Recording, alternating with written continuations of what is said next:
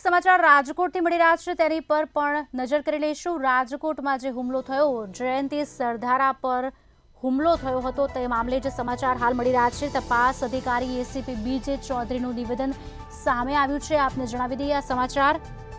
પોલીસે ઘટના સ્થળની મુલાકાત લીધી છે। એસીપીએ ઘટના સ્થળની મુલાકાત લીધી છે।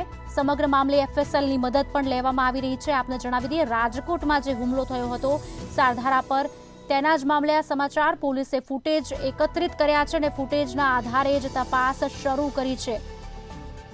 સંજય પાદરિયા પાસે હથિયાર હતું કે નહીં તે હજી સ્પષ્ટ થયું નથી। જયંતિ સરધારાને માથાના ભાગે ટાંકા લેવામાં આવ્યા છે। તબીબનો રિપોર્ટ હજુ આવવાનો બાકી છે।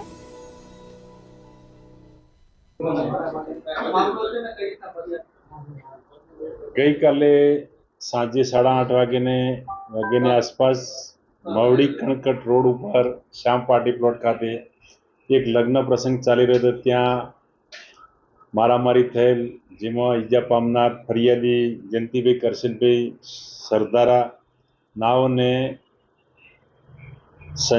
Sanjay Vashrambhai Padariya, police inspector SRP training centre Surat ચોકી નાઓએ મારામારી કરેલ અને ઈજાગ્રસ્ત કરેલ તે અંગે રાજકોટ તાલુકા પોલીસ સ્ટેશન ખાતે ફરિયાદ નોંધાયેલ છે અને આ કામે હાલમાં તપાસ ચાલુ છે।